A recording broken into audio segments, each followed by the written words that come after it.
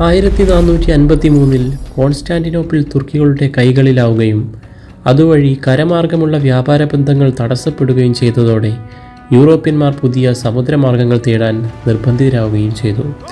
അങ്ങനെ പോർച്ചുഗലിൽ നിന്ന് Vasco da Gama ഇന്ത്യയിലേക്ക് വരികയും ഒടുവിൽ ഡച്ചുകാരെയും ഫ്രഞ്ചുകാരെയും തോൽപ്പിച്ച് ബ്രിട്ടീഷുകാർ ഇന്ത്യയിൽ തങ്ങളുടെ ആധിപത്യം ഉറപ്പിക്കുകയും ചെയ്ത ചരിത്രം ഇതൊരു വലിയ സംഭവ പരമ്പരയായിരുന്നു.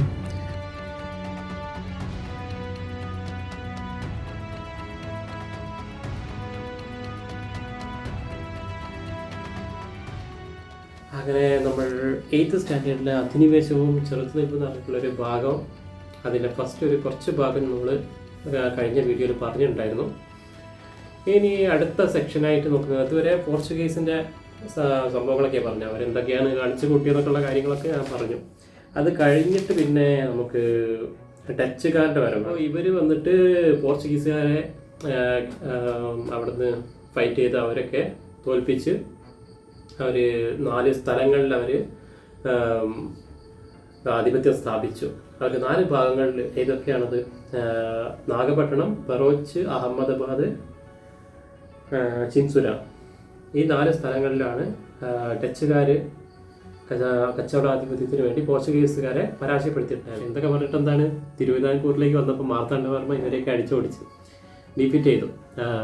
ആ യുദ്ധത്തിന് പേരാണ് കുളച്ചുകാരുടെ ഒരു കുറച്ച് സംഭാവനകൾ ഞാൻ കഴിഞ്ഞ വീഡിയോയിൽ പറഞ്ഞിട്ടുണ്ടായിരുന്നു. അപ്പോൾ അതുപോലെ തന്നെ ഡച്ചുകാർക്ക് കുറച്ച് കാര്യങ്ങളൊക്കെ ചെയ്തിട്ടുണ്ട്. അതിൽ മെയിൻ സംഭവം എന്ന് പറഞ്ഞാൽ ഹോർത്തൂസ് മലബാറിക്കസ് എന്ന് പറഞ്ഞിട്ടുള്ള ഗ്രന്ഥം ഉണ്ടാക്കിയതാണ്.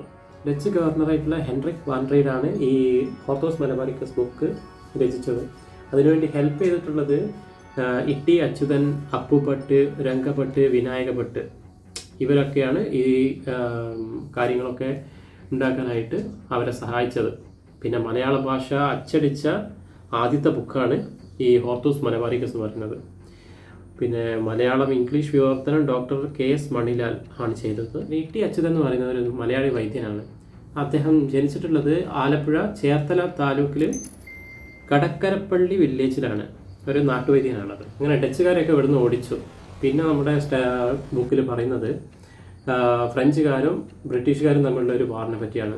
ആ വാറിൽ എന്താ സംഭവിച്ചതെന്ന് വെച്ചാൽ, ഇവർ സൗത്ത് ഇന്ത്യ കീഴടക്കാൻ വേണ്ടിയിട്ടാണ് ഇവർ രണ്ടുപേരും മെയിനായിട്ട് ശ്രമിച്ചിട്ടുണ്ടായിരുന്നത്. സൗത്ത് ഇന്ത്യ എന്ന് പറയുമ്പോൾ തമിഴ്നാടിൻ്റെ ഒരു ഭൂരിഭാഗ പ്രദേശങ്ങളും കർണാടകയുടെ സൗത്ത് സൈഡുമായിട്ടാണ് ഇവർ കീഴടക്കാനായിട്ട് ശ്രമിച്ചുകൊണ്ടിരുന്നത്. അവസാനം ബ്രിട്ടീഷുകാർ ചെയ്യും. ഫ്രഞ്ചുകാർക്ക് മെയിനായിട്ട് ആധിപത്യം ഉണ്ടായിരുന്ന സ്ഥലങ്ങളാണ് ഈ പോണ്ടിച്ചേരി, മാഹി, യാനം, കാരക്കൽ എന്നീ സ്ഥലങ്ങളൊക്കെ.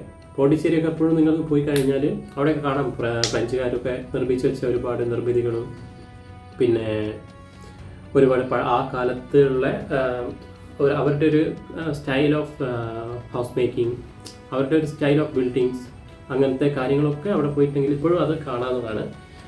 നിങ്ങൾക്ക് എപ്പോഴെങ്കിലും ഒരു സാഹചര്യങ്ങളൊക്കെ കിട്ടിയിട്ടുണ്ടെന്നുണ്ടെങ്കിൽ പോണ്ടിച്ചേരിയൊക്കെ ഒന്ന് പോയിട്ട് വിസിറ്റ് ചെയ്തെല്ലാം ഒന്ന് കണ്ടു കഴിഞ്ഞിട്ടുണ്ടെങ്കിൽ നിങ്ങൾക്ക് അതിൻ്റെ പൂർണ്ണമായിട്ടൊരു ഐഡിയ കിട്ടും. എങ്ങനെയായിരുന്നു അന്നത്തെ ബിൽഡിങ്ങുകളും അവിടുത്തെ നിർമ്മിതികൾ, എല്ലാ കാര്യങ്ങളും മനസ്സിലാക്കാൻ ഇത്തരം യാത്രകൾ വളരെ നല്ലതാണ്. അങ്ങനെ ഏകദേശം നമ്മൾ ബ്രിട്ടീഷുകാരുടെ അടുത്തേക്കൊക്കെ വന്നിട്ടുണ്ട്. അപ്പോൾ ഈ ടെക്സ്റ്റ് ബുക്കിൻ്റെ ഫസ്റ്റ് ഭാഗത്ത് തന്നെ ബ്രിട്ടീഷുകാർ വന്നതിൻ്റെ ഒരു ചെറിയൊരു ഭാഗം കൊടുത്തിട്ടുണ്ട്.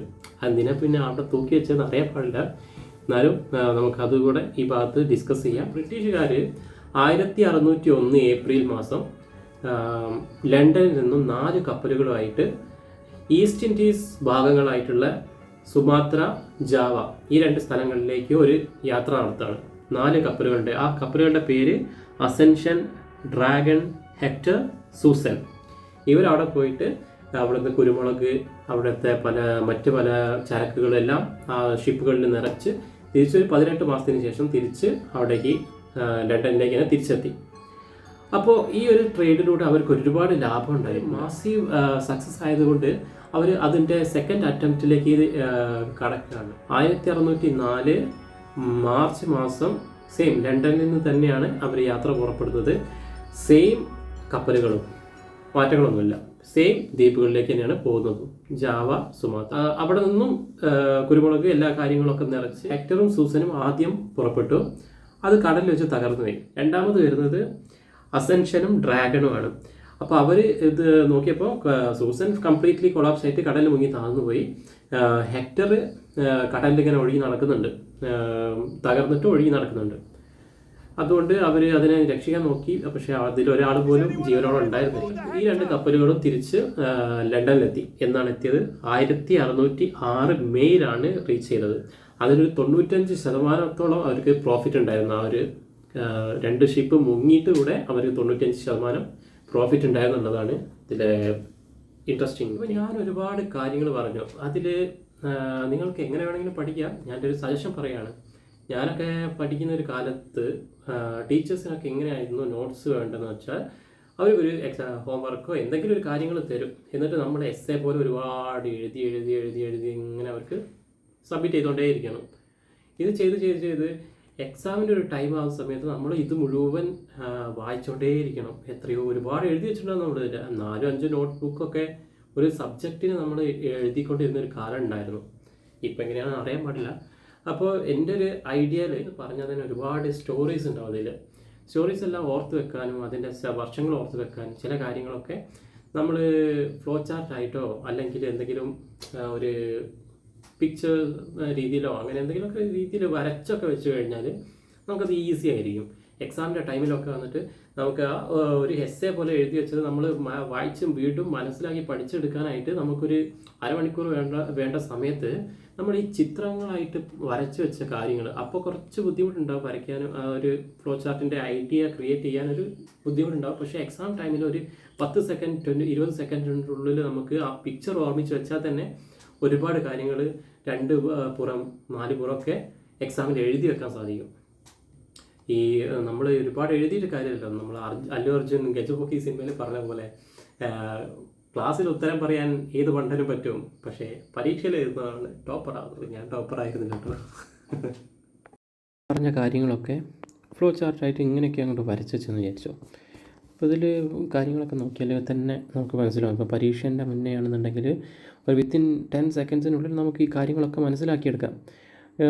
ഇതിൽ ഫസ്റ്റ് എന്താണ്, ഈസ്റ്റ് ഇന്ത്യ കമ്പനിയിൽ 1601 ഏപ്രിലിൽ നമ്മൾ ഇവിടെ പോയി. ഞാൻ എൻ്റെ സൈസ് ഒന്ന് കൂട്ടിക്കാട്ടെ. ഓക്കെ, ഇതിന് പോയിട്ടുണ്ട്. നേരെ അങ്ങോട്ട് പോയി സുമാത്ര ജാവയിലേക്ക് പോയി. അവിടെ നിന്നിട്ട് 18 മാസത്തിന് ശേഷം തിരിച്ചു വന്നു. ഇതെല്ലാം ഈ ചിത്രത്തിലൂടെ തന്നെ മനസ്സിലാവില്ല. പിന്നെ ഇനിയിപ്പോൾ ഇതൊക്കെ എഴുതി വെച്ചിട്ടുണ്ടെങ്കിൽ നമ്മൾ എന്ത് ചെയ്യണം? ആ എഴുത്തിലൂടെയൊക്കെ കണ്ണോടിച്ച് വായിച്ച് നോക്കണം. ഇതൊറ്റ നോട്ടത്തിലേ മനസ്സിലാവും നമുക്ക് എന്ത് കാര്യം സംഭവിച്ചതെന്ന്. അപ്പോൾ ഇവിടെ ഒരു വട്ടത്തിലൊരു സംഭവം കൊടുത്തത് ഈസ്റ്റ് ഇൻഡീസ് എന്ന് പറഞ്ഞാൽ എന്താണ്? ഇന്ത്യ ഉൾപ്പെടെയുള്ള കിഴക്കൻ പ്രദേശങ്ങളിലെയാണ് ഈസ്റ്റ് ഇൻഡീസ്. അതിൽ പെട്ടതാണ് സുമാത്രയും ജാവയും. അപ്പോൾ ഇവിടെ നിന്ന് പോയ 4 കപ്പലിൻ്റെ പേരുകളും ഇവിടെ കൊടുത്തിട്ട് അസെൻഷൻ, ഡ്രാഗൺ, ഹെക്ടർ, സൂസൻ. പിന്നെ അവിടെ നിന്ന് എന്തൊക്കെയാണ് കുരുമുളകോ അതർ പ്രൊഡക്ട്സുമാണ് കൊണ്ടുവന്നത്. പിന്നെ അടുത്ത പോക്ക് എപ്പോഴാണ്? 1604 സെയിം ഷിപ്സാണ് എന്ന് പറഞ്ഞിട്ടുണ്ട്. അത് ഈസ്റ്റ് ഇൻഡീസ് ഈ സ്ഥലങ്ങളിലേക്കാണ്. അവിടുന്ന് ഫസ്റ്റ് സൂസനും ഹെക്ടറും വന്നു, അത് കൊളാപ്സായി. സെക്കൻഡ് വന്നിട്ട് അസെൻഷനും ഡ്രാഗണും വന്നു. അവർ രക്ഷിക്കാൻ നോക്കി, പക്ഷെ കഴിഞ്ഞില്ല. അങ്ങനെ ഒരു 1606 അവർ തിരിച്ചെത്തി ലണ്ടനിലേക്ക്.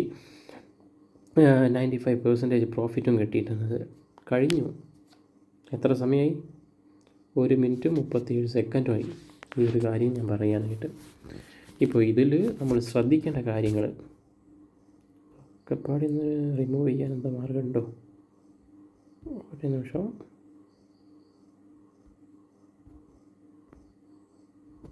ഓക്കെ, ഒക്കെ മായ്ച്ചോളയട്ടെ.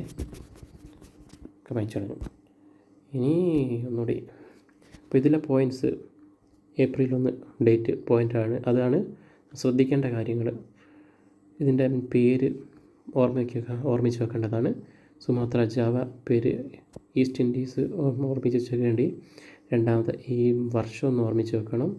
പിന്നെ തിരിച്ചെത്തിയ വർഷം ഒന്ന് ഓർമ്മിച്ച് വെക്കണം. അത് മാത്രമേ ഉള്ളൂ. ആകെപ്പാടെ 1, 2, 3, 4, 5, 6 കാര്യങ്ങളെ ഇതിൽ ഓർമ്മിച്ച് വെക്കാനുള്ളൂ. ഒരു പുറം തികച്ച് ഫുൾ എഴുതാനുള്ള കണ്ടൻറ്റ് നിങ്ങൾക്ക് ഇതിൽ തന്നെ കിട്ടിക്കഴിഞ്ഞു. അത്രയേ ഉള്ളൂ സംഗതി.